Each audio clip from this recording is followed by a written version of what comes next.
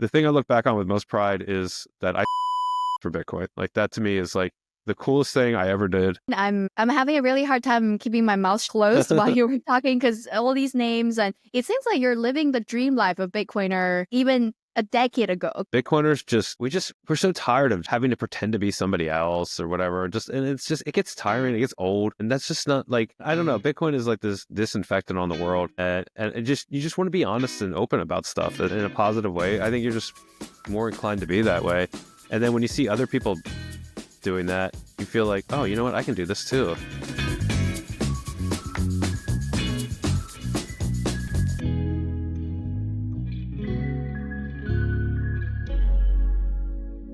Welcome to Live with Bitcoin, where we delve into the human side of Bitcoin by focusing on Bitcoiners' personal transformations and life stories. I'm your host, Vivian. Thanks for tuning in.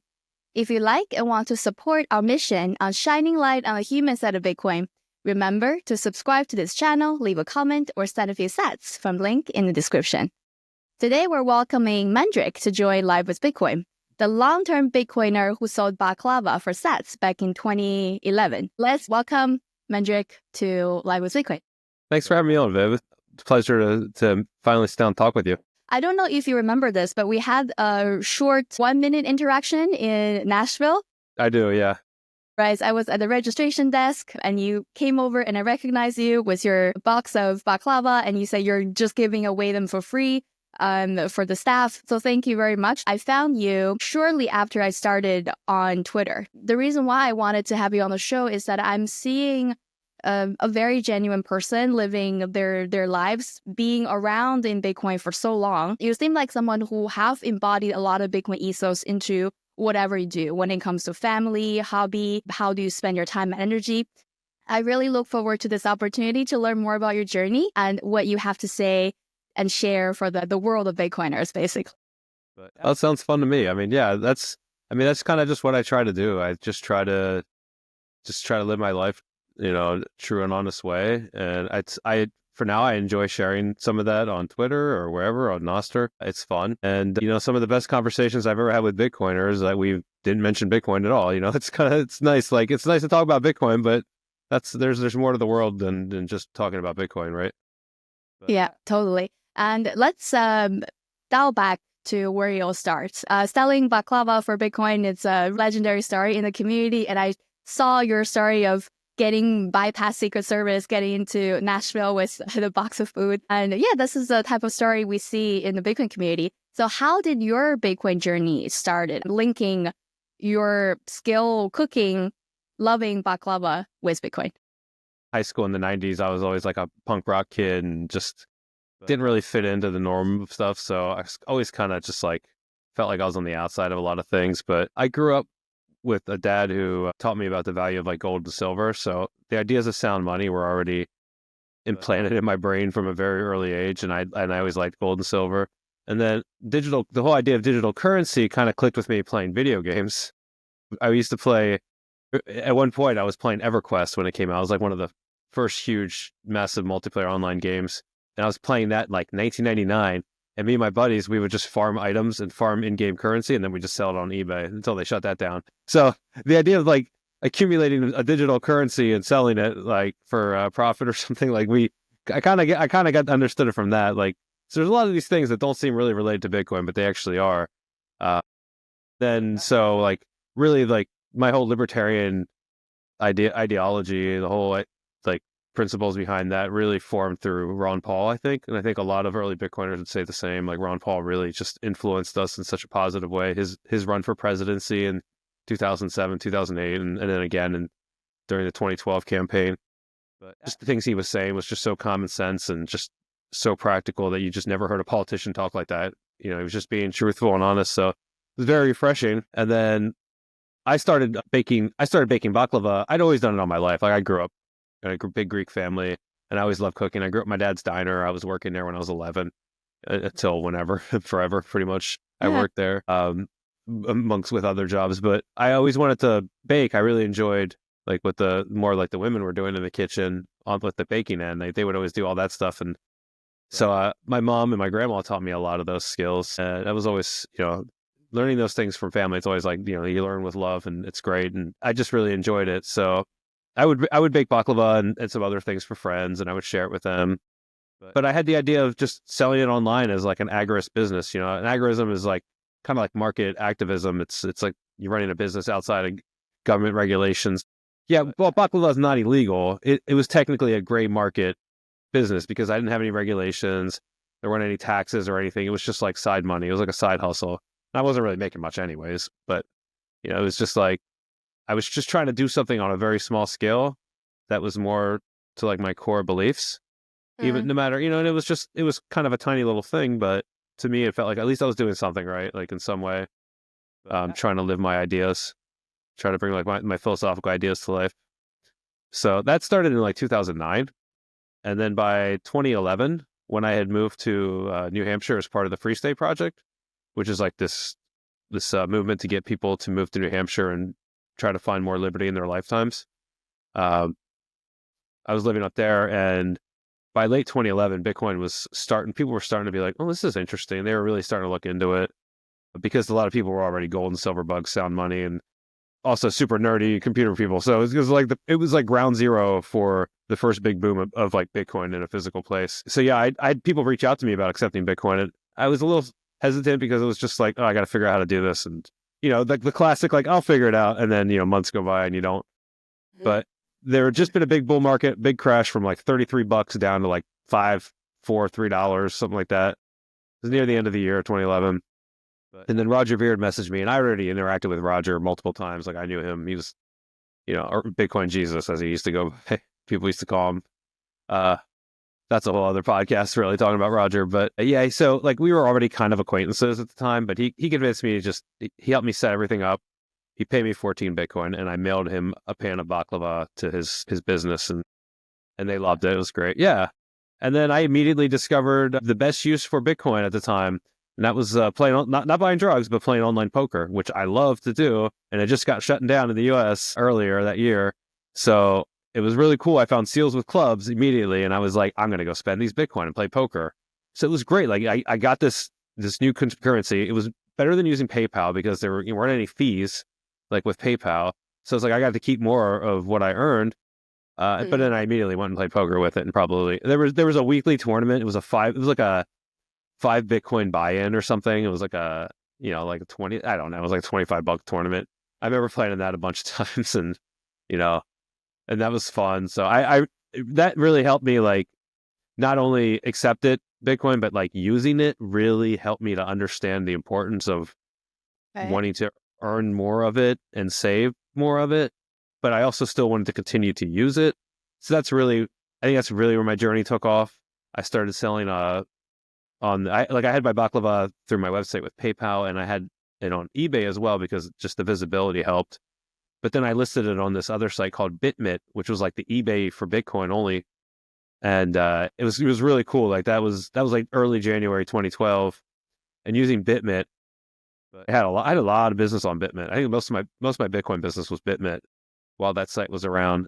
And it was cool because it was a way for me to accumulate Bitcoin. I'd never spent $1 on buying Bitcoin. I never bought Bitcoin until like 2013. I was just earning it up until that point. So that was great. And then I started, when I was in New Hampshire, I'm like, oh, I'm going to start cleaning houses and cooking for people, doing whatever I could.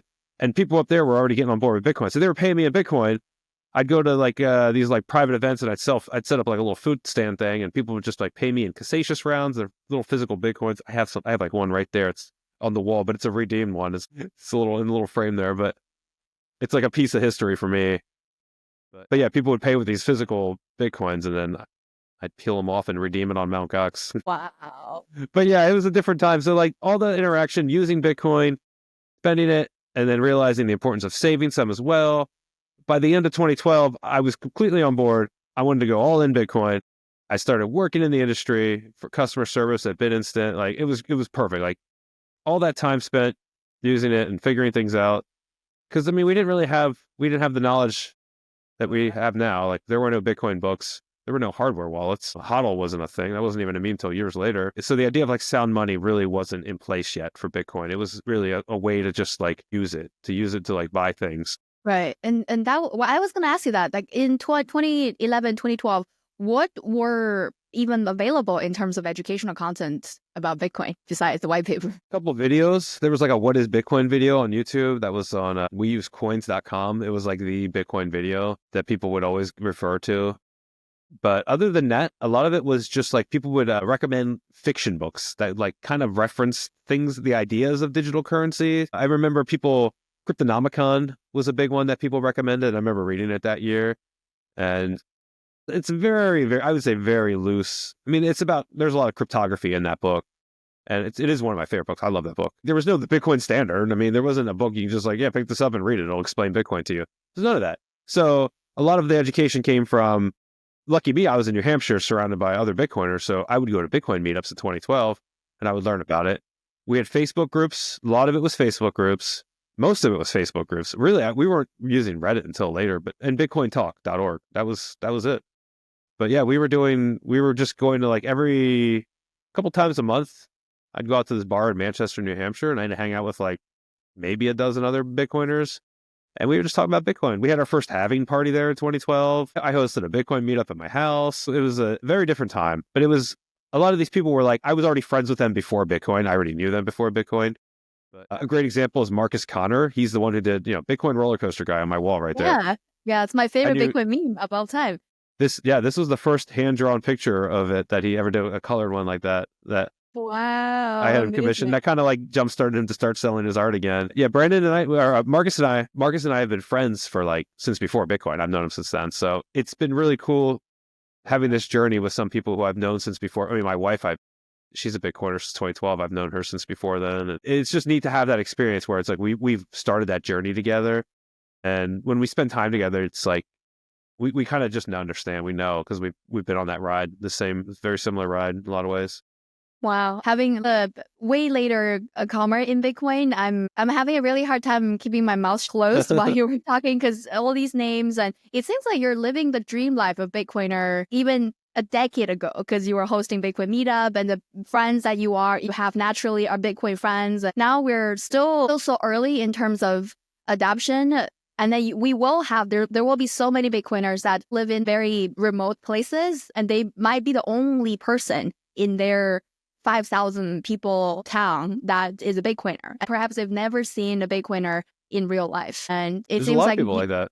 Yeah. Yeah, I bet. And I can only imagine, like, kudos to you if you're one of them, because I can only imagine the extra layer of conviction you need to gain to be in that position and hold that belief. Oh, for sure. Because it's a daily thing.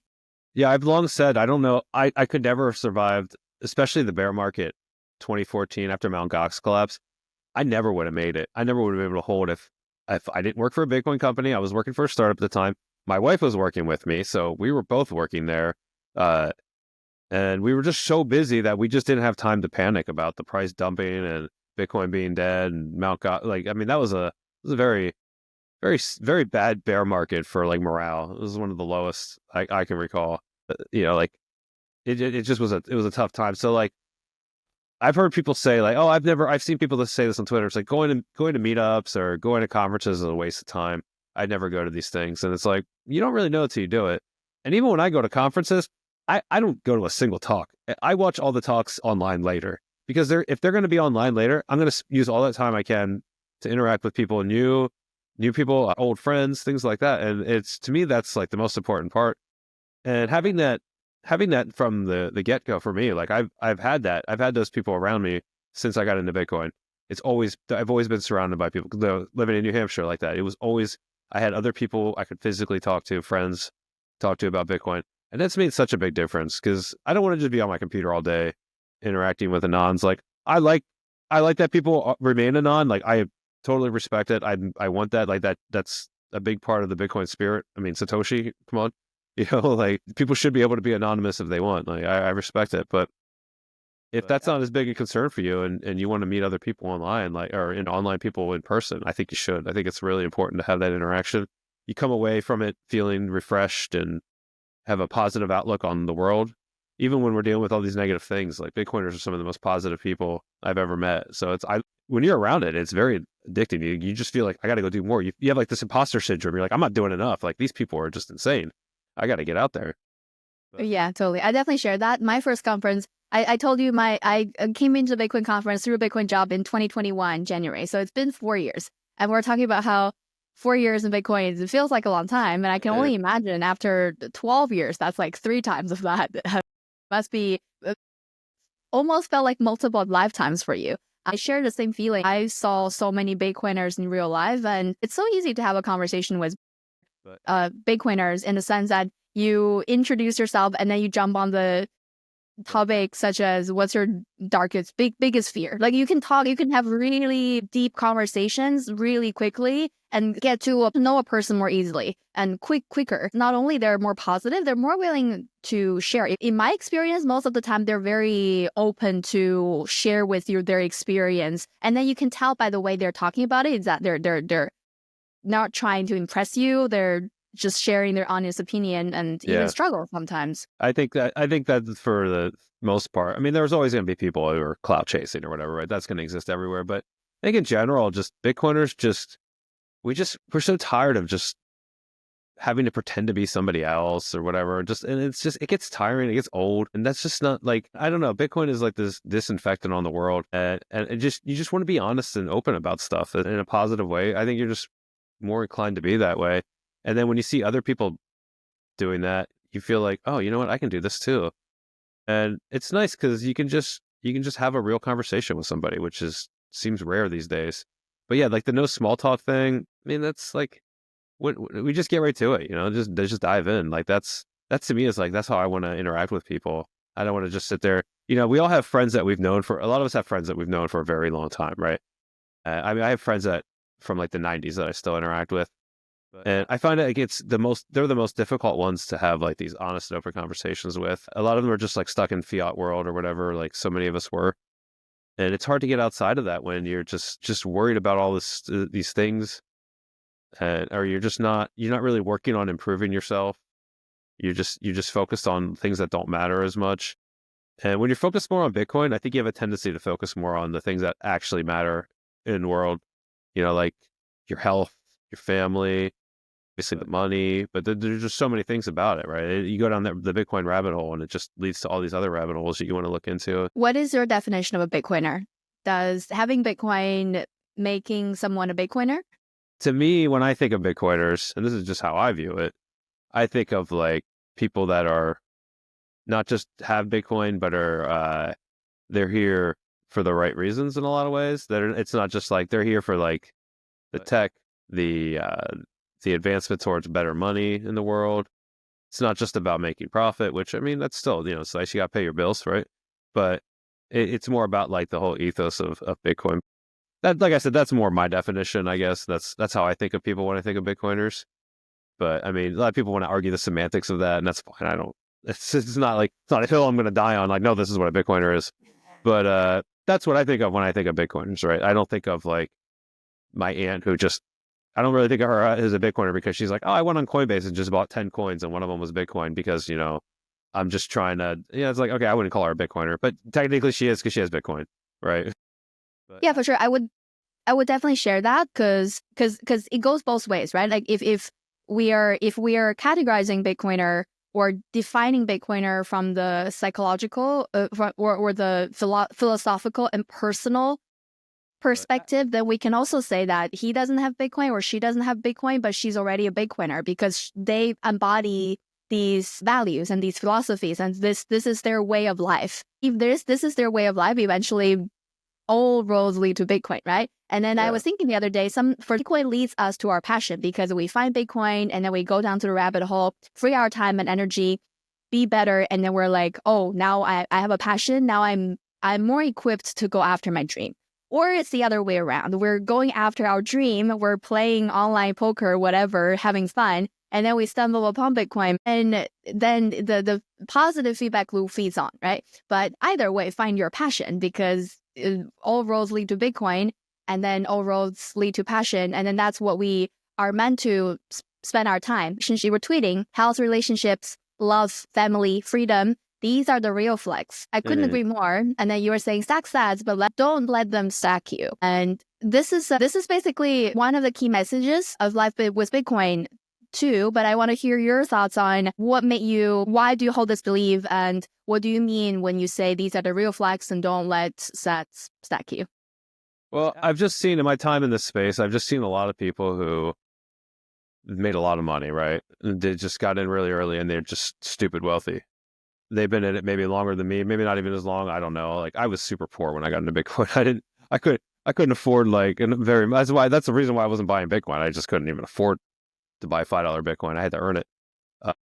So to me, it's like, I've just seen some of these people who have gotten stupidly wealthy and they're still focused on like gaining more wealth. And like, that seems to be their main motivation in life, is just making more money.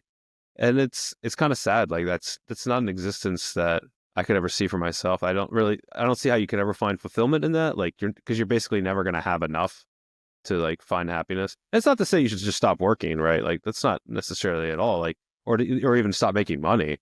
But I just have to wonder like what's going on inside their brains. Is like, is this all that motivates them? It's just the idea of just more wealth. Like it's very unfulfilling to me. It's not so much a judgment. It's more just like, for me, like it provides no fulfillment. Like once I can pay my bills, it's great, right? But like, and it's nice to be able to get some things here and there, of course. But that's not like my main motivating thing. Like I stepped away from Bitcoin. I could have kept working in the industry and earning sats at my job, but I decided I wanted to retire early so I could spend more time with my kids because they were starting high school, or they were just in high school or something around that age. And I was just like, look, they're not going to be around much longer, right? They're going to go out and they're going to do their own thing.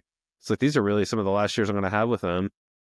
And I don't regret it for a second. I'd have more sats today if I didn't do that, but I wouldn't have had that time together. We did so much together because I wasn't working. And as well, my wife as well, she stopped working too a little bit after I did. And just to be able to do that, just to have that opportunity, that to me is like been one of the biggest blessings I've been able to have with Bitcoin. But I could have just made my focus to keep accumulating sats, but that's not really where I find fulfillment. I mean, where I find fulfillment, honestly, is spending time in the kitchen and just working on something, just making something that nobody else will ever even see. I won't even post a picture of it. Nobody else is going to, but it's just like I'm just making a fun new meal or dessert for my wife. That's to me is like that. I'm happy with that. Like that's I like simple things. I like reading books, like I read a lot of fiction. And I've discovered that I think Bitcoin, like you had said, some people, they're living their dream and they discover Bitcoin, and some people find their dream through Bitcoin. And I've definitely found my dream through Bitcoin. And I never would have thought it'd been like this because I definitely was more greedy in my younger days. I definitely felt that, like, you still feel it. Like, I think anybody who's been in Bitcoin, you're in it long enough and you're stacking sats, you're going to feel that. It's changing when that number goes up. And it has an impact on you, and how you react to that says a lot about you. And it's a struggle because there's some days you're going to just feel really greedy and you just want to keep going. You want to keep making more money, and you have to find that balance because I don't think that's really, you're going to find much fulfillment in that. Yeah, that's one of my questions. The fluctuation around Bitcoin price really can be a roller coaster. And as Bitcoiners, as we accumulate, how was your emotional journey like as your net worth really changed rapidly and slowly over the years? I mean, it's very, like, sideways, nothing's going on, and then something happens, right? That's kind of how just Bitcoin's always been. But I always found more comfort in the bear markets, maybe because I started 2011, 2012 was a bear market, like when I got in, and I liked the stability of just like, oh, Bitcoin's $5, it's just gonna be $5 forever, till it's not. But this was kind of cool, and then it's like, okay, Bitcoin's $200 some, and it's just gonna stay that way forever. So I kind of like that. And then when the price is going up, it can even be kind of terrifying, because there's a lot of people you know in your life, and I've seen this happen, and it's not. I think most people aren't like this, but there are always like one or two people who think like, who are just like upset with like you being successful. They see, or upset that you're better in your life, and it's really sad. Like there's people who tend to have friends who are just worse off than them, because if they surround themselves with people like that, then it's like, well, yeah, sure, I could go lose 10 pounds, but look at Billy over there, he's a big fat ass or whatever. It's like. So it's like a way for them to compare themselves to somebody who they view as inferior, so as they don't have to work on themselves. Whereas I think Bitcoiners want to be around people that are better than them in a lot of ways, so they can be like, I need to up my game. Like, I need to put a fire under my butt here and just make this happen. So I have seen that from some people, and I've lost some friendships over that. And it's kind of sad. I mean, when you analyze that, it's like a lot of times there's toxic people who react to that. But the ride itself has just been.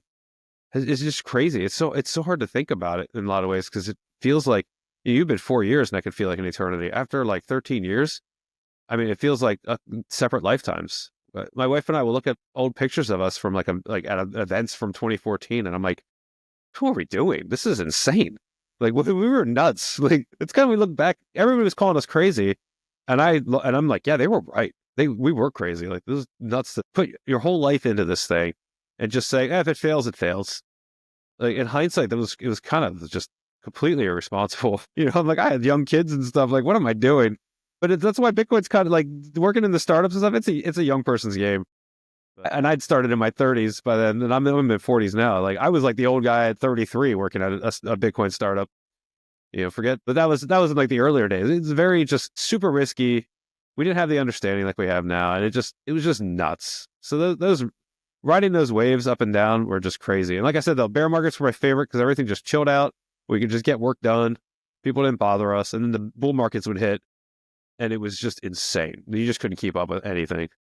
Personally, I feel like both you and your wife are extremely lucky to have a partner that you're in this together already before Bitcoin, and then you became Bitcoin around the same time. So you really go through that journey together. And it seems like all these years going through the Bitcoin rabbit hole and living the lifestyle that you did and taking all these risks have really been a really adventure side quest for the both of you as a couple. And I can only imagine the emotional roller coaster and the strains from that relationship needed to really withstand the journey. And during difficult times, either dealing with the Bitcoin price fluctuation or personal challenges, how do you stay grounded during periods of extreme volatility or uncertainty? But I can tend to be a little crazier with some of the way I think sometimes, and my wife could be a lot more grounded, which is really nice. We are just best friends. We get along so well. We never. Anytime we have like any kind of a dispute or something, it's definitely not a fight. Like we've never had a fight. I don't even know. We're just so good for each other. It's incredible. I feel so lucky in that regard. You're right. Like I definitely do. She's my rock. But we just always been able to just talk through anything, just literally anything, whether it's Bitcoin or whatever. And we're both pretty frugal in general. We have been, and we were, especially in those early days, because it's like we didn't have much. Neither of us grew up wealthy. I mean, I grew up with immigrant parents who, Greeks. What do Greeks do when they immigrate to America? Well, they open a diner. That's what I grew up with, and I grew up in that diner. So it's like that was my life. Being on the journey together. I don't like people who can hold with a spouse who's not a Bitcoiner. Wow, I don't know how you do it because I don't know how I would have done it without her. Like she's just been so solid, and yeah, I don't know. Like it's crazy. For someone who are a single Bitcoiner, what is something that you want to share that may help them finding their match while living a good life as a Bitcoiner? Gosh, I have no idea how to help with dating, but it's not. But I mean, I know it's cliche, but it's just, if you're just true and honest with other people and to yourself, I don't know, like you're going to attract somebody who wants that. That's really what you put out is what you're going to get. So if you're just putting out a bunch of BS, you're going to get someone who's attracted to that. And that's probably not the kind of relationship you want. But like finding somebody, oh gosh, it's got to be one of the most insane things right now. Like I can't even imagine how difficult it is. I don't envy anybody out there trying to date. But as far as like if you're married and helping your wife, your husband become a Bitcoiner, I think a good marriage is based on compromise and in a way where there's been so many situations where I was never like this in my younger days, being with my wife now, where she'll suggest something and I'm like, I don't like this. I don't like, and then I'll just be like, wait a minute, if she's saying this, I should at least, entertain the idea. I should, don't just shut it down just because I don't, right off the bat, I just want to. So like, if you love this person, humor them at least, like just try it out. Maybe you'll like it, and that could be something like, I always thought I hated mango. And then she's like, oh, I love mango. And I was like, okay, fine, I'll try it. And I was like, oh, actually, I like mango. Something stupid like that. Or it could just be an experience going somewhere and doing something where you're like, I don't really like this, but you just, at least you try it out and you see it. So it's the same kind of thing with Bitcoin. If I wasn't a Bitcoiner, my wife was super interested in Bitcoin. I mean, I'm married to this person. Should I at least see like, hey, take some interest in what they're interested in just to see? And at least, try to like dive in. And it's not just Bitcoin, it's anything really. Just try to share in their interests because that's how you grow your relationship too. And you might like it. That's the thing. you might enjoy it. You might have a good time. Yeah, that's so true. And really, it's about it's not just it would not just apply in dating or relationship. It's just be an honest person and Yeah. really just come down to that and be a good partner. What you're really saying is not really about teaching your partner about Bitcoin. It's really about if you are a good partner to start with, then you would take the time. You would have taken the time and the interest because you love them and want the best for them and interested in what they have to say, right? I have this thing in my head where if my immediate reaction to somebody suggesting something like that is for me to just say, no, I don't want to do that, then I immediately respond with, now I have to. It's like, because I thought of that. I said no so fast without thinking. Then I just instantly like, now I have to do it. That's something I've developed in my late 30s. I started doing that, and it's been positive doing that, I think. Because if you think about it, if someone says something and your immediate response is no, and then you're so eager about it to the point that you're jumping in conclusion right away, sometimes it means that you've been triggered in one way or another. And then it's time to stop and ask ourselves, why am I triggered? Why am I feel so strongly about this? And am I avoiding something? Or is there something unhealthy about this? Everybody can kind of act as a mirror in this situation to help us recognize our own patterns, right? And this is what Bitcoiners are doing to each other, sharing to each other so openly and honestly, like we're doing right now about their life stories. So Bitcoiners can learn from each other.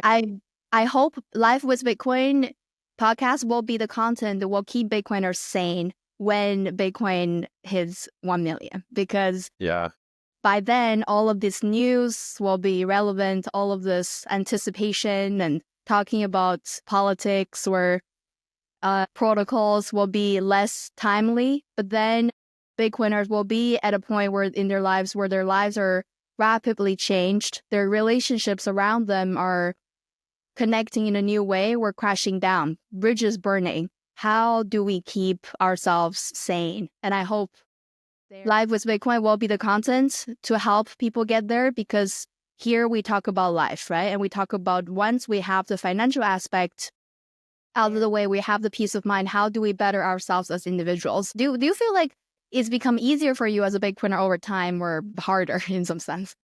I don't know if that's the right way to phrase it. I think it's just gotten better with time because I've just focused more on using my time in a better way. Time is my thing I value the most.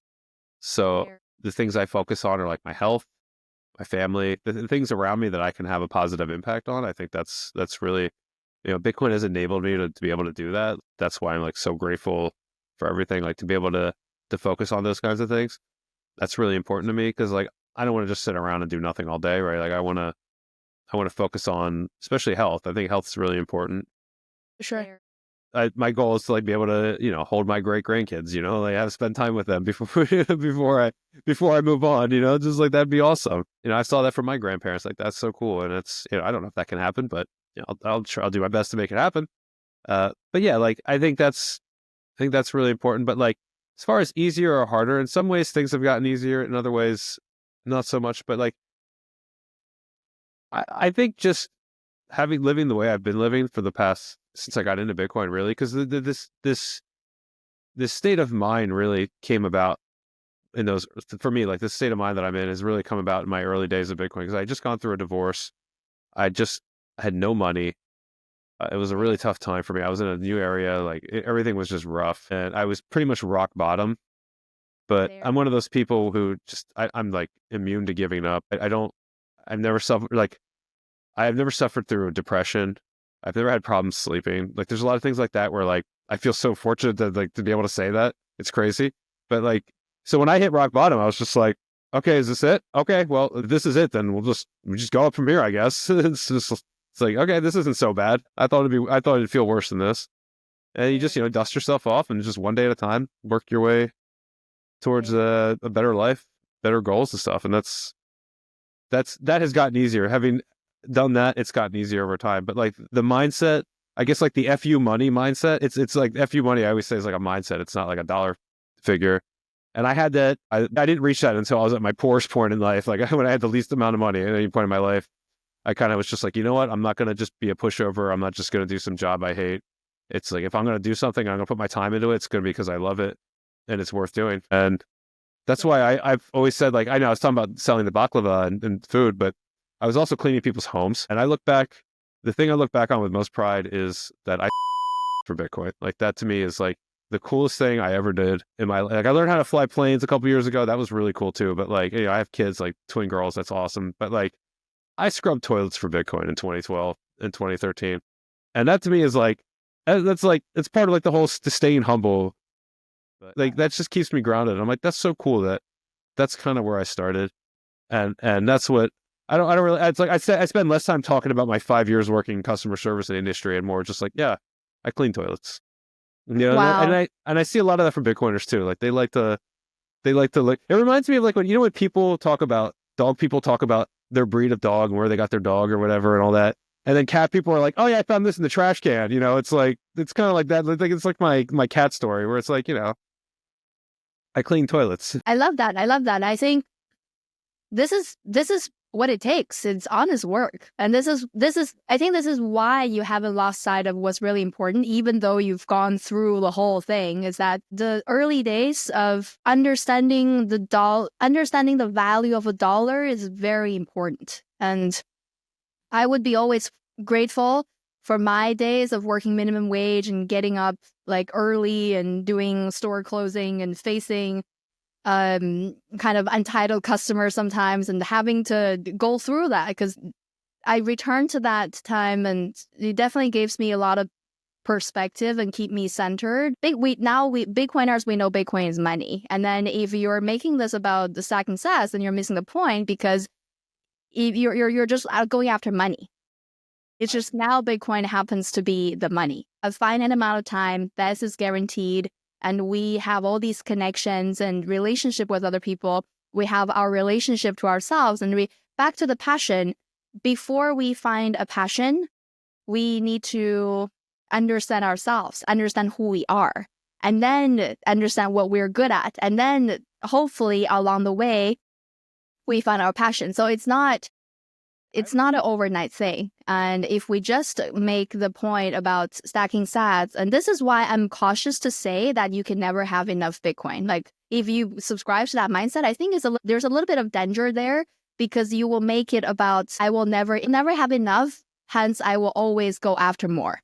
But what is the more you're going after? Because there's a big difference between having $5,000 in your 20s versus having $5,000 in your 40s. Think about what you can do with $5,000 in your 20s, the life experience. It can unlock like fall madly in love, go travel the world, make friends, get lost, making stupid mistakes. And then the life story you acquire, you can cherish forever, right? And that you can't buy with money. And there's similar things Bitcoiners are facing when it comes to, do I stack sats or do I spend it today? Do I have a wedding? Do I go on a honeymoon? Do I send my kids to the summer camp, or do I do this or that, right? And there's always this constant trade-off of how can I be low time preference and stack sats and always be looking into the future versus living my life today and be in the moment. So how do you balance the two? Well, you definitely need a balance. And when you're younger, you should be out there hustling, right? You should be grinding. I mean, I had 3 jobs at one point. I was just working so hard. Because you got to pay the bills. You want to build something. You need some money, right? Like, of course. So, but there is a balance to it. It's a lot like eating. Like, you could sit there. Do you want to eat smart, or do you want to just gorge yourself, right? Like, that's what kind of it is with like the whole, you can never have too many sats. Well, it's like, I don't really believe that either. Like, I think you should be able to say, I'm pretty good. I'm happy here. But most people aren't there. So I get it. Like, you got to go out there and you got to hustle and you got to grind. Just remember why you're doing it. I think that goes for anything. Anytime you're doing anything, it's like, why am I doing this? Am I doing this because I want to stack sats so I can raise a family and have a house and like set up a legacy for like my kids and my grandkids, etc. Like, that's cool. Like the whole Citadel idea, like that's great.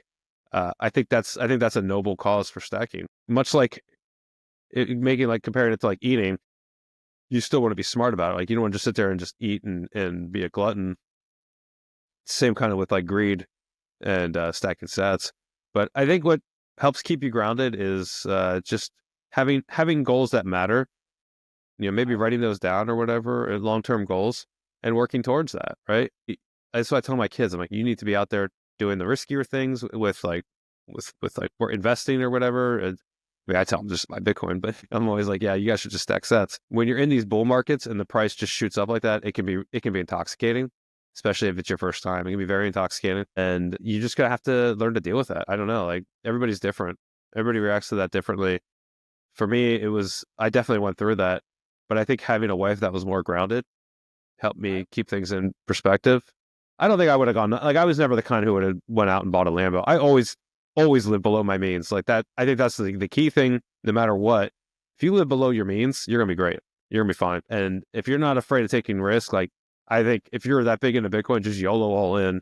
That's always what I said. I was never a dollar cost average guy. I'm a 0 or 100% when I get involved in something. So I can't just sit there and just be like, okay, I'll just put in, I got this money in the bank. I'll just put a little bit at a time. I'm just buying it all at once. I can't do it.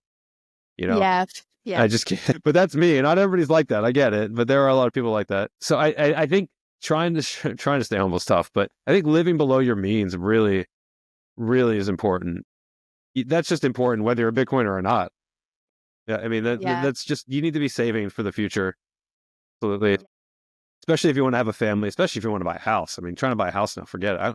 So I say to my kids, I'm like, I don't know how, they're Zoomers. I'm like, I don't know how your generation is going to be able to afford any houses. Even renting's insane. Like what they pay in rent for their apartment is like what I was paying in rent for a townhouse like over a decade ago. It's crazy. It was crazy. And they just have this tiny little place.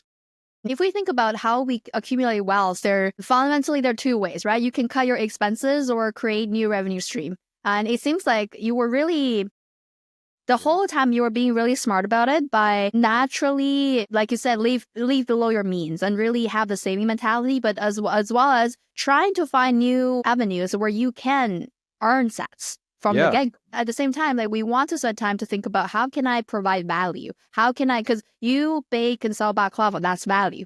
Scrubbing toilet, making it shiny, it's value. Going work minimum wage job, serving food, that's value. And you're providing value in exchange for money. This is why money is energy. And this is why time is energy. And this is why time is the real wealth. For me, understanding Bitcoin is not enough. Understanding how Bitcoin works and understanding the future, the potential of it may still not be enough. The real eye-opening moment happens when people realize what Bitcoin means to us in terms of how does it liberate my time, my energy, how does it support my passion, my dreams, and this all return to ourselves of looking within, like who you are, what do you need, what do you want, what kind of person you are, what makes you happy, what makes you unhappy. What kind of legacy do you want to live? And the legacy is not going to be about, see, this is the amount of Bitcoin I left my grandchildren. I think they're kind of missing the point. Let's say if I have a rich grandpa, where 3 generations ago, they bought Bitcoin in 2012 and if I were like one of the future generation and my great granddad bought Bitcoin and that's why we are wealthy, then for me, that holds very little substance. And I will probably become a rich brat because I don't know the culture. I don't know the roots. And I don't know the hard work and the sweat and the blood that goes into the life, right? You don't have perspective. But if, let's say, the grandpa has some Bitcoin, but he's a really rich person in terms of personality. We do things together. We share this memory. And he did this, and this legacy work in the world that I could see and I can really learn through their life stories. And that's going to, and me as a future generation person would be more likely to go on a brighter path than just growing up with money from generational wealth, right? Yeah, I think it's a really interesting thought experiment that I don't think enough people do. I haven't even thought of it like that before, how trying to put yourself in the shoes of your great grandchildren and how they would think about you. And it's like, are they just going to think about you as some dollar sign figure or as like this person, right? And like, I guess I kind of do live that way. Like I want them to remember me as the guy who cleaned toilets for Bitcoin or made blah, blah, blah. Like, but that's like a charming little story, right? It's not, I think that to me is like the most important thing because it kind of just gets that message across to them. I think that spans generations. Anytime you read stories of somebody who just did what they just hustled, they did whatever lowly job they had to get by, and there's a success story. I mean, that's that's like what a lot of movies are, it's not like, oh, this guy's super rich and he just has success. It's like, that's kind of a boring story, right? Like what makes something interesting and more profound is just like how you react to the difficult times, right? Not the easy times. That's what I think inspires people more so than anything. And I think that's really important. And I have one Cassatius round left that I didn't spend. I tweeted about this recently. I have it like locked away now, like somewhere off site, because it's just there, it's crazy. But like, it's this physical Bitcoin with a sticker on. You could peel it and redeem it for 1 Bitcoin. I earned that selling a $5 sandwich. And to me, it's like, if you grew up in the restaurant, you ever go to restaurants and they have that dollar bill on the wall, it's like the first dollar they earned, right? They put it on their wall and it's just like this keepsake. That's basically what this is for me. It's the first Bitcoin I ever earned in person anyways. And that's for like future generations. And like there's a story to that. I want my grandkids to understand like what I was doing, what I did to earn that. And I want them to, put themselves in my shoes and get a feel for that. And it's not something that's like, oh, I want you to have this so you can sell it one day for a bunch of money. Like to me, it's not something that has like the value of it is just in those memories. Like it's in that experience of like how I earned it. It's not, I don't really care what it's worth in dollars. Like, I don't know. I almost feel like I could be living on the street and I'd still just have it with me, because it's just be like, I can't let this thing go. It's like a part of my journey. And some people would just see it as dollar figures, but it's like, no, this is like the sentimental value behind this is incredible. And that to me is like, you're right. Like, I think that's really important. Those are the kinds of things I'd want to share. And I think when I'm focusing more on my time and my relationships with people I love, you're able to pass that along. I started taking my kids to Bitcoin conferences. Finally, they're almost 21. They went to Nashville. My daughters, my twin girls, they didn't know what to expect, and they were like, "We'll just go to the conference. We'll go one day. We'll go the first day. We'll just whatever. We'll check it out." And they met me there. Like I was already there, and then they woke up and they came out and they're hanging out and they're meeting these Bitcoiners and they're just like, they're just there all day now. And then the next day, they're like, I got FOMO. They're like getting up early. They spent so much time at the conference and they loved it. And they met all these people they'd never met before. They had an incredible time. My mom came with us. She had an incredible time. My wife was there. She always, she did conferences since forever, so, but it was so fun to be able to do that. And I've always done my best to not push it on them because it's really hard. You don't want to just like force your kid. You need to like what I like. Cause it's like, well, you need to spend time with them as well, doing things that they like. And nobody, it works both ways if you want that. So this is like something that they wanted to do. And they had such a great time. And at the end of the conference, they're like, we're going to Vegas next year, right? And I was like, okay, like, yeah, we can do this. Like, this is going to be a thing now. Sure. And it was great. Like, and it was a natural experience. It wasn't like, you need to come to the conference. Okay. It's 3 days. You need to be there. I'm going to be there. You got to walk around with me and help me hand out baklava. It wasn't, if I did that, they never, like who would want to, it's awful. I created an environment that, that they kind of were like, okay, I'll check this out. Sure. And it's just like, cool. And they just met so many Bitcoiners that are like, these people are awesome. They had such a great time. And that's great. Like, I think that's another reason why it's so important to meet other Bitcoiners in person. But I love that happened, and that's something that they'll be able to share with their kids one day and talk about those experiences. That's how we pass on those experiences, to one generation at a time. That's what eventually matters is experience, because we think time is linear. Truth is we don't have equal perception of time. We remember moments, either they're good or bad, but it's the moments, the individual moments that almost feel like eternity that we eventually remember. It's not that we have equal memory of each day of our lives. So we need to be stimulated in a way that inspire ourselves, inspire our thinking, and produce more energy into the world. Either it's good or bad, right? Something needs to happen there. And the Bitcoin conference or meetups or real live events really give people a chance to see for themselves. And even if you're not here for Bitcoin, you're here for whatever reason, but you interact with the people, and then you will soon realize that the people here are, for whatever reason, they are happier, free, more connected, healthier. And if I'm someone who doesn't care about Bitcoin, doesn't know about Bitcoin, and then I come to this group of people that are called Bitcoiner, like whatever that means, and then they seem to be better version of themselves on average, then I would start to wonder, like, what makes them be that? And I want to be that. I don't care about Bitcoin. I don't need to know Bitcoin, but I want to be that person. I want to live a freer, happier, more loved, more connected version of myself. And if these people, they get there somehow through Bitcoin, then I'm gonna look into it. It's not because I care about Bitcoin. It's because I care about being that person for myself. And I think this is how we can attract people towards Bitcoin going forward. Now we've reached a point we have enough infrastructure built. And kudos to all of the pioneers from the technological standpoint.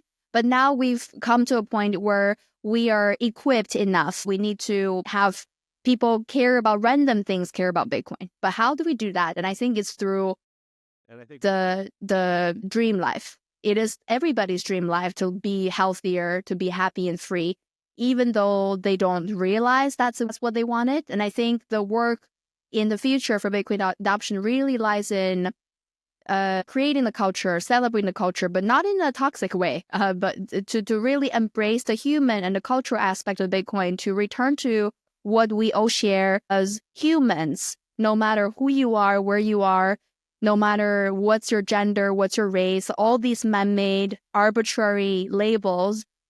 We are entering an era of returning to heart, and I hope to inspire Bitcoiners and in this journey, and hopefully use this angle to attract more people to become Bitcoiners. And thinking back, now that it feels like a separate lifetime, if you haven't gone through the Bitcoin rabbit hole, let's forget about Bitcoin for a sec. You, Mandrik, lived the past 13 years without the presence of Bitcoin. Thought experiment, what would that look like for you? 2011 was the start of a good year for me, even before I got into Bitcoin, because, like I said, I just gone through a divorce. I was kind of rock bottom, but a lot of the people in New Hampshire were starting to get into like the paleo diet in 2011. It was just more like a keto style diet. And that's really where the fact that I was already doing that for like 8 months before I got into Bitcoin, I think made it easier for me to get into Bitcoin, because I was already focusing on bettering myself health wise. And before that, I was a fat guy. I'm 6'1". I was about somewhere between 250, 260 pounds back then. So by the time I got into Bitcoin, that was like early 2011. By the end of that year, I was around maybe 210, 215. So I had dropped a bunch of weight. I was eating cleaner food. I'd cut out seed oils. I'd done so much better. I started exercising. So I'd already started that. Like, I think having already done that just made me more mentally capable of dealing with Bitcoin and like dealing with the swings and everything over the years. And that was like the start of my health journey. And it just put me in a much better headspace. So I think even without Bitcoin, I'd still be in a pretty good place. But I can't even imagine what I've been like otherwise without oh my gosh. I mean, as far as work and everything, because by the end of 2012, I was completely committed to working, not just in Bitcoin, but earning 100% of my income in Bitcoin. And that's what I sought out to do. And that's what I did. And people were always like, how do I do that? I want to work in Bitcoin, but I don't know how to code. I'm like, I don't know how to code. I figured it out in 2012. I'm sure it's 2025. I'm sure you can figure something out. Like, I don't know. You got to figure out yourself, some things like that. But like, that's the thing. People always think like, oh, you have to be super technical. And it's like, no, not necessarily. And I think if you want it, you can go get it. Yeah. How much you want it, and how much you are willing to lose yeah. to have it, because it's a proof of work, right? Like, at the end of the day, the real indicator of how much you want it will be measured in how much you're willing to lose and then it's just about whatever it takes. Yeah, and I was always like, I'm willing to go down with the ship. That's fine. If that's what happens with Bitcoin, so be it. At least, because to me, my main thing I wanted from Bitcoin, because nobody back then was talking about getting rich on Bitcoin. We just weren't. And if we were, it'd be like 50 years from now kind of thing, right? It was just like some ridiculous pipe dream that Bitcoin was going to hit $1,000, whatever. Like, it was just insane to think about like that in 2011. We just didn't understand exponential growth and like the potential for Bitcoin. So like, you had to have other things that motivated you. And to me, it was like, I wanted personal freedom in my lifetime. And Bitcoin, I felt like enabled that in so many ways. And I just saw it as such a cool thing. And I'm like, you know what? I just want to be a teeny tiny part of this, because that's really what I was. I was just like this I was answering support tickets for 2 different Bitcoin startups, or selling baklava or whatever, catering these events that Bitcoiners were at. And I just wanted to be a tiny part of something that I felt was going to become big. And that's, to me, it's like a cool moment. Like, I just wanted to be like, I was a fly on the wall for so many like really cool moments Bitcoin. And I worked with I had the opportunity to work with so many interesting people. I mean, I worked with CZ at his first Bitcoin job, CZ from Binance. I worked with him, I worked with Andreas Antonopoulos. I worked with like so many different people, and I got involved, and it was just like so neat to be a part of that. You know, Charlie Shrem was my first boss. I remember sending him mail when he was in jail for a year, like putting money in his commissary stuff. Like, so that's all. I just wanted to be a part of something, right? Like that's sounds kind of lame, but I don't know. Like that to me, like that's really all I wanted. And It's not lame at all. yeah, At all. It's beautiful. I have a lot of respect and appreciation of the way you do it as well, because I see you are very involved, but in different ways. You seem to be very honest about your opinion. And we know that Bitcoin Twitter can be dramatic. There are debates. People start to get sensitive and they would call names and they get emotional. And there's a lot of rage in the community from dealing with the market, frustration with the society in general, and even frustration for ourselves for being in this situation and feeling sometimes helpless, I guess. And how do you navigate through, like, how do you remain honest when there might be a consequence that you don't like, basically? well, my kids read my Twitter, so if I put out some BS, they're gonna be messaging me right away because they know you can't make up stuff without getting crap from my family. So it's fine. My mom looks at my Twitter too, but that's not what ultimately keeps me in check. I just don't want to be dishonest anymore. I was like that earlier in my life as a teenager. I used to lie a lot, but I was mostly just lying to myself about things, right? And I just didn't want it. Tiring. It's so tiring. Like, okay, who am I supposed to be? Who am I supposed to pretend to be here? Like, I just can't do it anymore. And my wife's the same way. Like, she can't. I mean, if we have a disagreement about something and like we don't talk about it, within 5 minutes, we're just both just like, okay, like it's just gone on too long, and it's been like 5 minutes. It's like we need to just be honest and open. And I don't. That's not something that happened overnight. It just happened when you reach a point where you're just fed up pretending to be somebody you're not, working some job that you hate, just living a life of mediocrity, which I did for like over a decade. That was my whole 20s was essentially that. And it's just it's not fulfilling. There's no happiness in that. And that's like why so many people are on their deathbed just regretting so much. And I just I don't want to do that. I don't want to be that person, So I'm just going to, whatever. If I'm wrong, I'm wrong. I don't care. Like, I love being wrong. I'll retweet it. So then now my question is, when you are trying to change, when you want to be part of something big, and meanwhile living our lives as individuals in the 3D world, navigating different relationships and challenges that we may personally encounter, like, where do you find the courage to make a move? Because sometimes we know we want it, and then we feel stuck, or for whatever reason. How do we even start to find the courage and strength to making a move towards solving these situations and rise above? I just think of the Fight Club quote, things you own end up owning you. And it applies so much to that mindset, because I think it's easier to reach that point where you're like, I'm just, you know what, I'm done. I'm just going to be honest with myself now going forward. It's really easy. It's a lot easier to do that when you're rock bottom versus like if you're at a corporate job getting paid a lot of money. Totally. So in a lot of ways, I'm so happy that I experienced that. I experienced like having nothing left, really, like just having to start over at 31, essentially.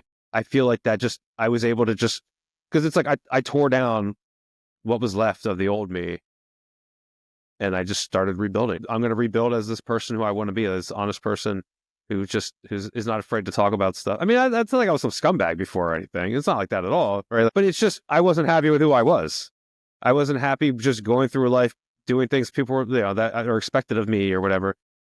And you know what? It's people aren't going to be happy with that, and they're not going to be happy with decisions you make. You just have to be like, that's fine. They can just be not happy, because you got to live your life. You can't let them live it for you. At some point, you just have to say enough's enough. And if it costs you your nice job or whatever, but the peace of mind you get from it is worth it, I think. But yeah, I think that's what the fact that I was at that point where I just wanted to rebuild, and just become a better person. I think that just made it easier. Do you remember what point was that? Like, do you remember, was there because for me, how it works is that I know I want to work towards something, but I can't commit, right? But when I do commit, that's almost like a light switch. It's either on or off, and there's no middle, So Same. Yep. Yeah. So how do you get there? Is that simply with time, or do you remember the moment where it really made sense for you? Oh man, I do actually. I haven't thought about this, but Yeah, I'll share this one. So I'd gone to New Hampshire. It's right before we decided to end the marriage. I'd gone up to New Hampshire for like a couple days just to like cook at some house, like do some like cooking and stuff. This is before Bitcoin and everything, but like I'd driven up there. I was doing my thing, and I was just around people who just I felt accepted for like the first time in my life. Just spending time with like these people who I these friends and stuff that I had made over the past few years, and then leaving that was just it was just so hard, and it just felt so tough. And I was going through a lot of problems with my wife at the time, and I was going through problems with my job. I was about to be laid off, and they were trying to. I worked for a cable company for like a decade, and basically like they close departments all the time, and it's like, oh, now you got to reshuffle. And I was so tired of the reshuffle, and I'd reached the point where I was like, I just can't do this anymore. I can't go to another part of this company and just keep doing this soulless, who cares work that anybody could do. It just felt so unfulfilling. And I felt so much more fulfillment just cooking for people for a couple, like just like sandwiches and stuff. I felt so much more fulfillment from that, and being around people who like appreciated me for who I was, and I could just be open and honest with them. And I just remember that when I left, that drive home was just like, it just felt so soul crushing, because I felt like I was becoming this person who I wanted to be, and then I had to go back to who I didn't want to be. And of course, it's extra hard with kids, right? Like it was a really tough time, and I didn't, I still, I see my kids all the time. And I've spent tons of time with them. But it was still just difficult, right? But like divorce sucks, and I hate it, and it's like I wish that that's not something that happened, but I don't know, like even my kids understand at this point. Like I feel like we've talked enough about, now that they're adults, and we've talked a lot about that. Like I think because of like how I lived my life, like it's really, they see like the positive person I've become. But yeah, it was really in that moment where I just driving home, I just remember I just felt like I had to go back to this character that I didn't want to be. And it just felt awful. It just felt so bad. I guess having children in that case also helped. Sometimes we hold a lot of standards in our mind, and then we have pride. We're too pride to compromise, and then we don't want to be a hypocrite, right? Like ultimately, we don't want to be a hypocrite. If we hold strongly about something, we don't want to say this and not do it, right? So I get that. And having kids would ground you in a way, because these are real mouths to feed. Like you have to, as a dad, there comes with responsibility of providing for your family, right? Like you providing for your kids. So that, I bet, helped with dropping a lot of the pride. And even though knowing it's going to be a painful journey, because you have to undo things and then rewire, and it's going to be a process, knowing it's for the better, for the longer, will help make that transition. Yeah, I guess I'm a better father today because of those experiences, and I believe they feel the same way to me. They've told me as much too. The relationship I have with my daughters now is great, and I don't know if it would have been that great if I just remained this, like, because I mean, kids can see through BS. They know when mom and dad are pretending or whatever. Like they just know, they have that instinct. So like who they see now is like who I am, and that's, I think, is really important. And it's tough, man, because it's like it's why it's so important to be in this place before you have kids. But it's like I can't go back in time and change that, like who I was in my 20s, right, when I had kids. Like I just can't. It's not something I could undo. Like there's so many things I could have done differently, but like I don't wake up with regret. I think that's the worst. It's just like I can't regret anything. I can only just, hey, do better. It's like it's a new day, do better. That's all you can do. You can't change any of that other crap. You can just do better today, and then you can just do better tomorrow. And that's it. That's all we can do. Because you can't dwell on all these other things, Yeah, you totally. learn and you move on. That's it. And I would always, almost argue that for me, I believe that everything happens for a reason and for the better.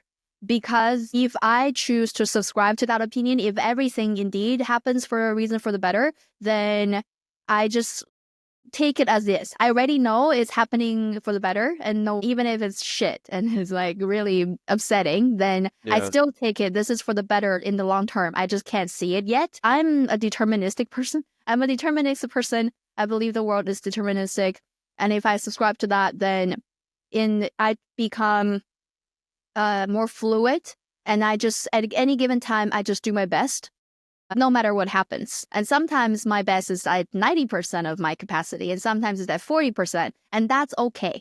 It's the point is always do your best no matter what happens. Then what happens around you is irrelevant because you're just going to do your best anyways. And I find that helpful in terms of dealing with uncertainty because it helps with the anxiety of, oh, what happens now? What happens next? How do you view yourself today compared to when you first started with Bitcoin? In other way, you already started in Bitcoin as a libertarian, already doing sorts of diets to improve your health, already loves cooking and don't eat seed oil. So is there anything that Bitcoin changed you over the way? No, I'm still the exact same person. I pretty much, I mean, in a lot of ways, my health journey really kicked off this past year. I still just had a lot of stubborn body fat, and I've been working with a trainer who another Bitcoiner introduced me to. Steve Lubka introduced me from Swan Bitcoin, introduced me to this trainer, an online trainer for the past like 7 months. So I've been deep in a cut, like a big calorie deficit, just trying to get body fat down to like 10-12%, and I'm down almost like 40 pounds. It's like 37 pounds. It's crazy. I'm at like 168 right now, which I haven't weighed since I was a fat kid in middle school. So it's kind of nuts, but I'm at my goal yet.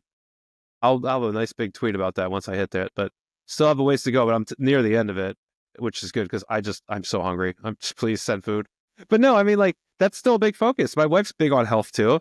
We work out together. We go to the gym together. We work out. Like, it's awesome. Like, it's great to have that. She knows I am restricted with my food in a lot of ways because I always had a problem eating. I mean, I was an obese kid. You put it in front of me and I eat. And that made the Greek lady, that's their language of love, their love language. My love language too is food. And that's what my family's love language was too. And when they saw you eating their food, they just were like, he loves me, right? But that's not good when you're just eating all this crap all the time. It's not healthy, but it's hard to get that across to them. So I found a way to do that, still have it as my love language and have it in a good way, right? So there's that balance. And I think just this whole journey has really helped with that. I think what's crazy though is, and I've talked to friends about this, like I never could have imagined, and I think a lot of Bitcoiners really have to think about this, like how did we pick this thing that just so happened to be the best like financial investment you could have made in like the entire history of whatever? Like, it's insane to me. Like, I don't know if I'll probably go to my grave never fully understanding how that's possible, right? Because I never understood traditional markets. I still don't. I don't care. Like, the cool thing about Bitcoin is you don't need to even understand it that well technically. You really don't. If you kind of just like, oh, this is cool and I can see how it's going to be worth money on some level, all you got to do is just accumulate and hold it and you'll do just fine. When people try to play all the games, that's when they lose. The hardest thing to do is nothing, right? Like, that's within Bitcoin. It really is. So like, if you can do that, you're probably going to be okay, long enough time frame. So I think reaching that point where it's like, that's kind of worked out is just like, I don't know how to deal with that, like mentally. I don't really know. It's kind of crazy. Like, do I even need to? Does it even matter that it's just like that happened? But I don't. It just seems insane to me. Where people will do all these, like, everything's an investment, right? Your home shouldn't be an investment, but you have to treat it as an investment because fiat currency sucks. So everything needs to be an investment. And it's like, to have made all these, like, as we say, autistic retards in Bitcoin, it ended up being like the smartest people in the room. Like, what? It's like, how is this a thing? It's just like, what a weird world we live in, like, this is so strange. That's been one of those things I think a lot from the start of the journey to now. But I also look back on things early and just like, I don't think I could have done that at my age now. I don't think I could have been this crazy about it, but maybe I could have still. I don't know. For me, I like to think it's all meant to be. And there's a reason why you're involved in this journey for so long. And do you think in this journey, and you work with different projects for yourself and for other people in the community, how do you think you have contributed or helped shaped the Bitcoin legacy? Because it helped you. Does it go both ways? Or extend to all Bitcoiners? Do we participate? How can we get involved and make impact? I know I've helped some people. Like, I know there's some people who have messaged me about things, but like, the biggest impact I've made, I think, has been with just the people around me.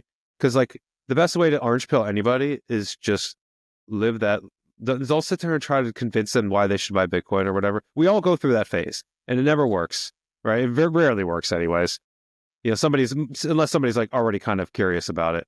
But like, it's so hard to convince people of it. The easiest way is to just live your life true to yourself, and to keep it. You're still into Bitcoin, and it's still a big part of your life. I mean, Bitcoin's a huge part of my life. It's just like, that's like still the center of my universe in a lot of ways, outside of family stuff, right? Like, it's like one of my biggest things that I love following. It just, when people see that, eventually they'll start messaging you and being like, they're not going to be like, hey, you were right necessarily. They just might be like, hey, can you help me? I'm thinking about setting up a Bitcoin wallet. I've had so many texts like that from family members who used to laugh at me at like Thanksgiving 2012, 2013, right? They call me crazy, call me an idiot. Eventually they came around, and you know what? I could have been like, haha, I told you so, and then just, delete my number. Or I just was like, yeah, come on over. I'll let you buy Bitcoin from me. No KYC, sell it spot. I'll help you set up your first hardware wallet. I'll walk you through all this stuff. And I think that's really the impact. I feel like that's the impact I want to have. I'm not trying to change the whole world. I think it's just more important to just help change things around you for the better, right? Because that's really what I feel like the positive impact I can have, And you were saying that you're not feeling that I told you so energy, only I wish you listened. Yeah. And I love that tweet. And what is the difference between the I told you so energy and I wish you listened energy for you? Well, I think a lot of it is like I said, we made the best financial decision ever. And it just kind of feels bad punching down. But there's some people where it's like, oh, you just got to say something. People love, ridiculing Peter Schiff and stuff. But like, in general, I don't really I don't really get anything out of that.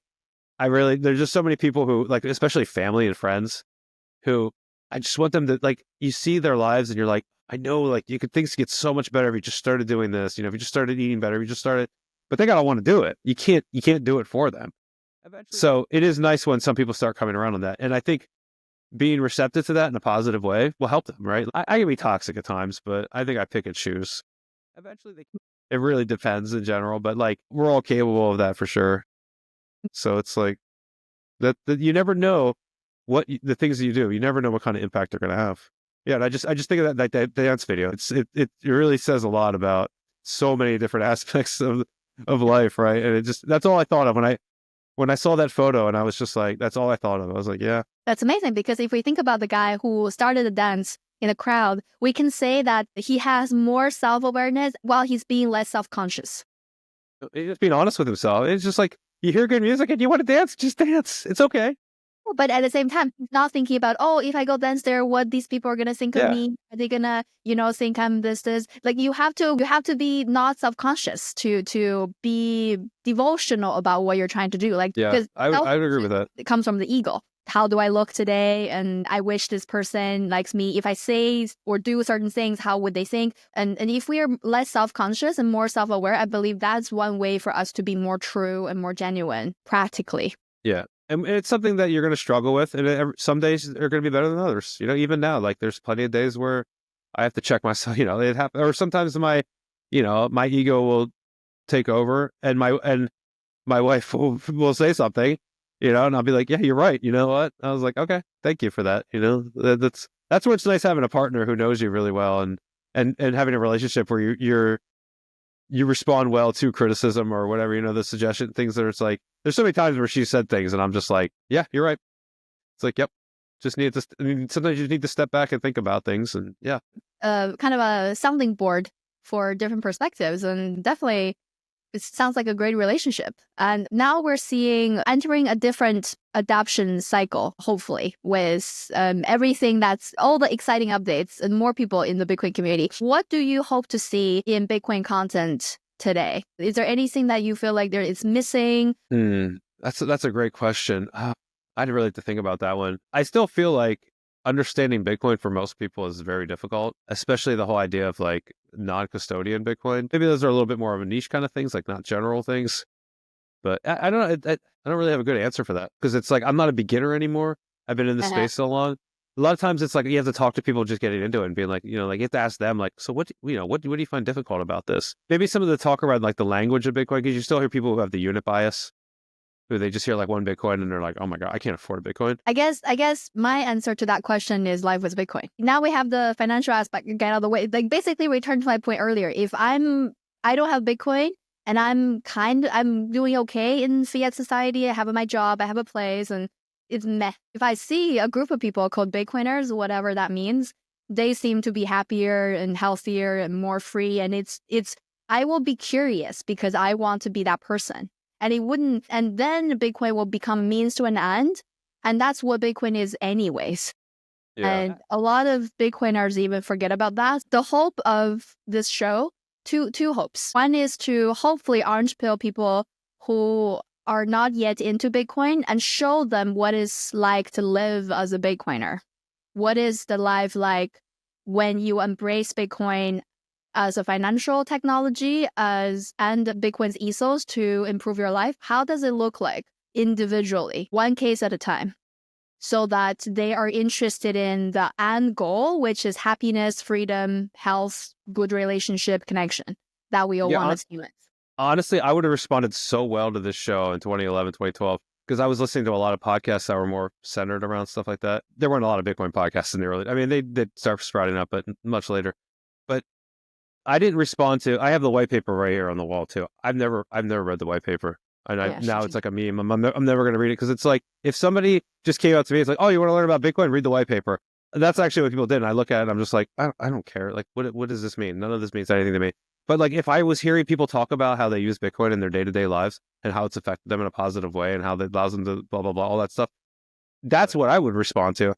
To me, it's like, that's why I read fiction. I learn so much more about myself and people from fiction than reading nonfiction. The only nonfiction I read really is history, because that's, you kind of have to, right? Yeah. But in general, like, I get so much more value from fiction because it's a person writing it, and it's a human story, human experience kind of thing, just in a fictional way. So like, not everybody responds to just technical papers for learning things, right? Like, this is not how it does it. So I think a show like this really is nice for a lot of people who just, they learn that way, or they pick things up better that way than just like, read this book, which is fine. Like, the Bitcoin Standard is a great book, fantastic book. There's a lot of Bitcoin books that are really good, but maybe that's not the best start. Maybe it's like not the best starting point for everybody. Maybe some people, they need to, for me, the best starting point for me was just using Bitcoin, selling things. Yeah. Just, that's what orange pilled me. No book or anything else would have done it. And that's really, and that's, I think that's how some people are. They just need to get in there and just get their hands on it and experience it. And then maybe read a book or whatever. Right, totally.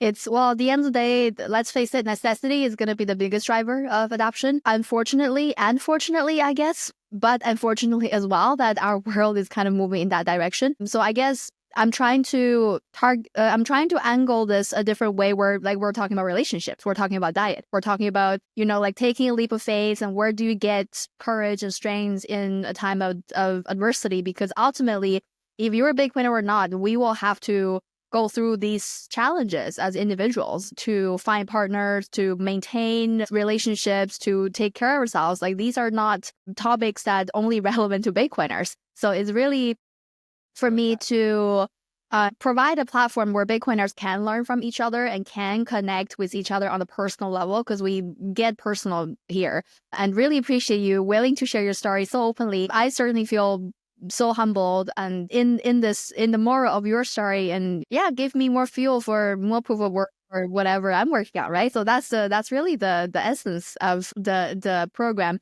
And to wrap up the conversation, what is some content you want to recommend that has nothing to do with Bitcoin but would be interesting for Bitcoiners, or interesting for Bitcoiners to recommend to their normie friends? Read The Moon is a Harsh Mistress. Best book all time. I'd keep it simple. Thank you so much, Mandrik, for your time. And this is a wonderful conversation. I didn't know there's so many great anecdotes in your story. I'm sure there were a lot more. So thank you for sharing with us your story and your insights throughout the years. I appreciate you having me on. It was great speaking with you, Viv. Final notes you wish to share with the Live with Bitcoin audience? Stay humble, stack sats. I mean, that holds true, right? But stay humble, most especially. Yes. Thank you so much.